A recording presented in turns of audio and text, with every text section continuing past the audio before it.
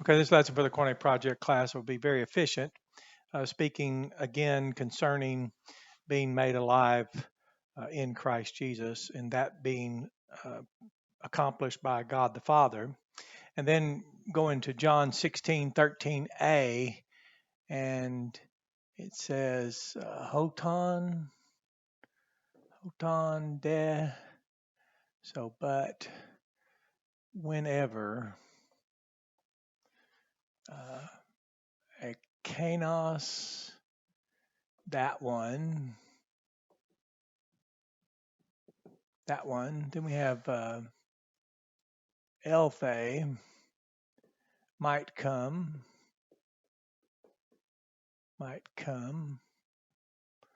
And then we have to pneuma, tes, lay, theos. There we go, theos. The Spirit of the truth. Let me retire that very quickly. And then this one, first part of 14 says, ekanos, get out the way, ekanos, eme, dox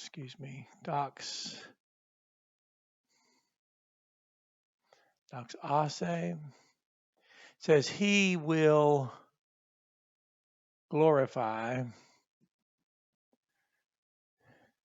says that one will glorify me. Now remember, this is Jesus here in Christ Jesus. And you remember Jesus said he's the way, the truth,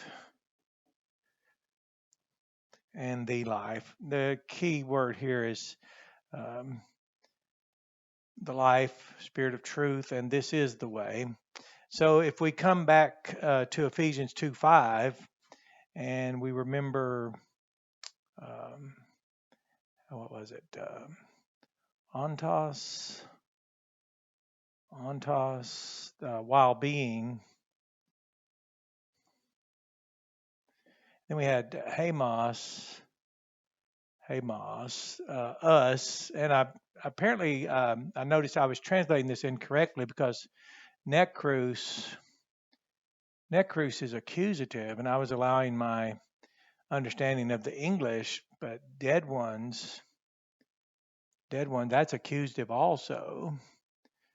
So it says, while being in tois parop toma seen, about while being in the trespasses, it says that very long word, seen, zoo poi a, and then here's our ending again. You've seen this several times now. He made us, dead ones, alive. Yeah, so made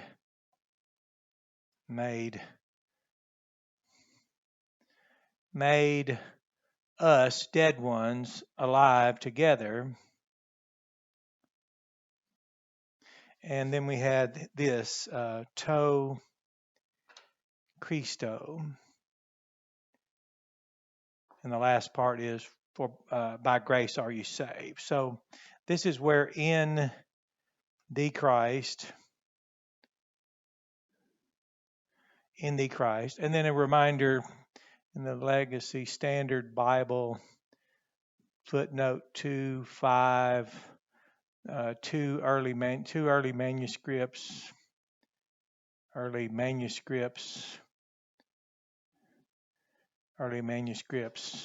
have the in Christ.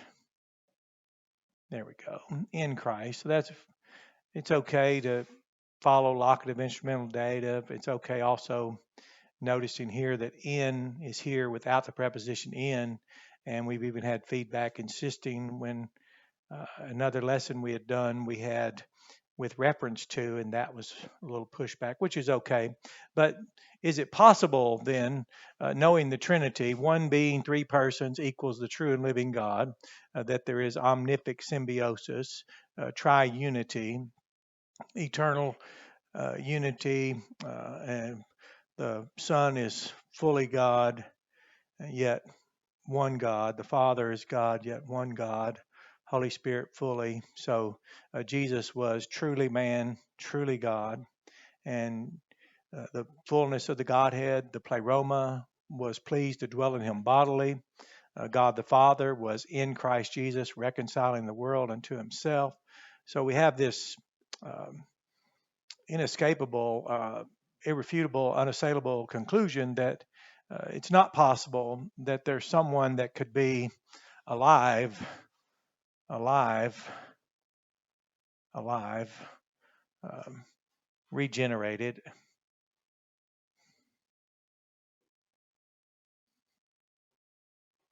There we go. Quickened, whatever word we want, we'll just stay with this one. It's not possible that there's someone alive outside of Christ.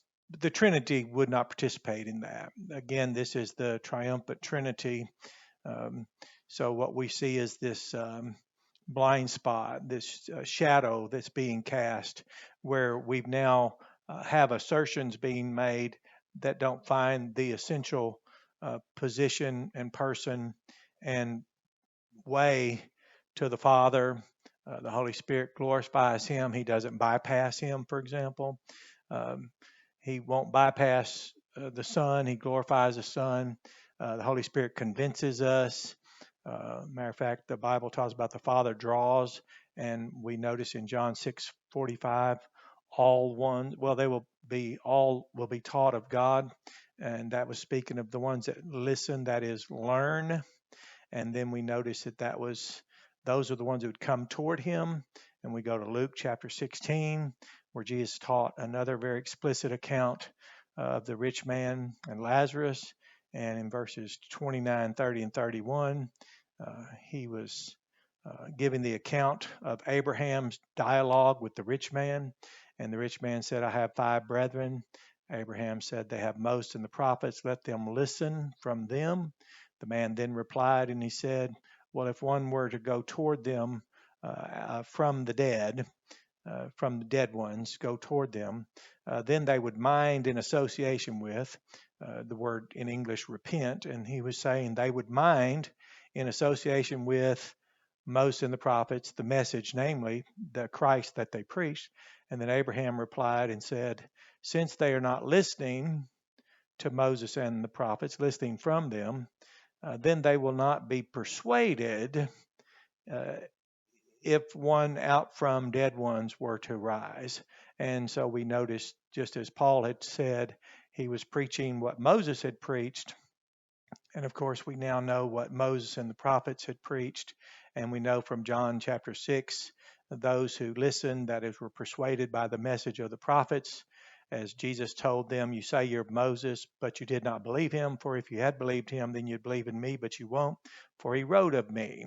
So Moses and the prophets were preaching Jesus. And John chapter 6 says, those who listen, persuaded by that message of Jesus, the Messiah, those who listened, that is, learned, would come toward Jesus. We have the rich man in hell who, like his brothers, was not persuaded to listen. They were not persuaded to mind in association with and believe that Jesus is the Christ, as John's gospel, the gospel of persuasion, teaches, so that you might believe that Jesus is the Christ, which is equivalent to believing in him and his promise of everlasting life. We then had Paul saying that he preached nothing other than what Moses had taught, that Jesus would be he would be first and foremost suffer and give light to the Gentiles. So we don't see anything lacking here anywhere in the Bible.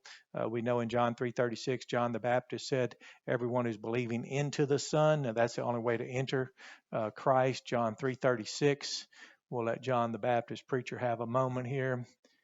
And he said, the one who is believing, pistuon, into ace, into the Son, ton weon.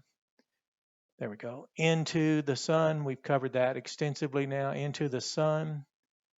He said is already having everlasting life. The one who is believing. There we go. Got the ing there. Believing into the Son is already having everlasting life. I'll go ahead and place that down here. Eke. He said is already having. Notice that. Already having. Having. And he said, Zoan Ionion. There we go. Life everlasting. But he said something very interesting in the contrast. He said, but the one who is negating persuasion, that's the word apethon. Apethon. You see that negative particle there. And negating here, persuasion.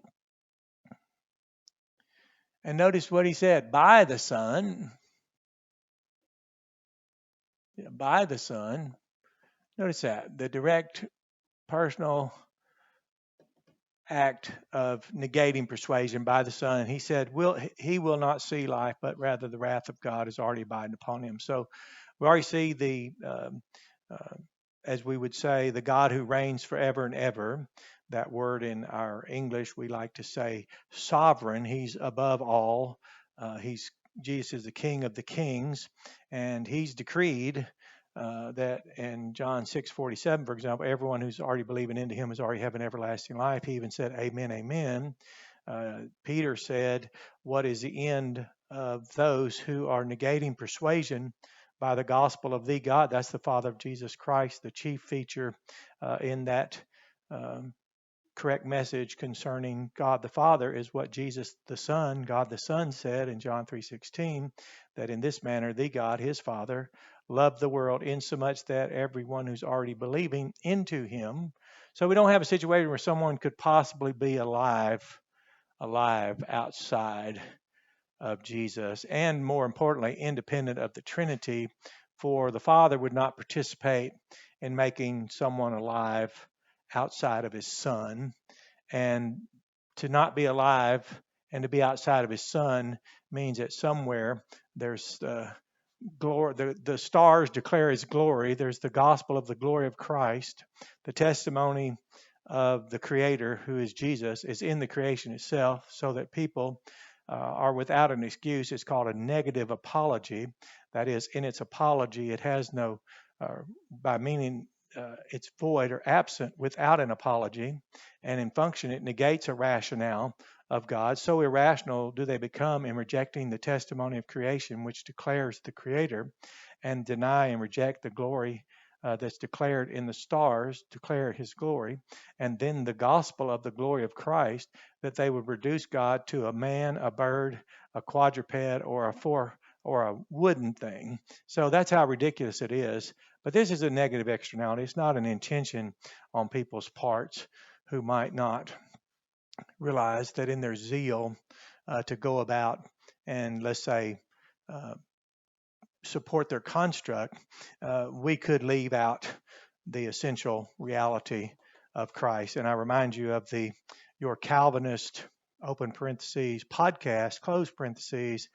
He was very adamant in one that says something about Calvinism kills evangelism, ? And he really goes to takes people to task over it, and goes so far to say that if people believe that someone could be made alive independent of the gospel, which is the gospel of Christ, the gospel of the glory of Christ, so independent of Christ, independent of his gospel, that they're not even a Calvinist. And he went so far as to say that the gospel is ordained means. 1 Corinthians 4:15 says that Paul said, in Christ Jesus, I fathered you through the gospel. So we don't really have anything to say here, but it's an impossible thing to assert, suggest, and otherwise imply that there would be life outside of Christ. So have a blessed day. Enjoy this lesson.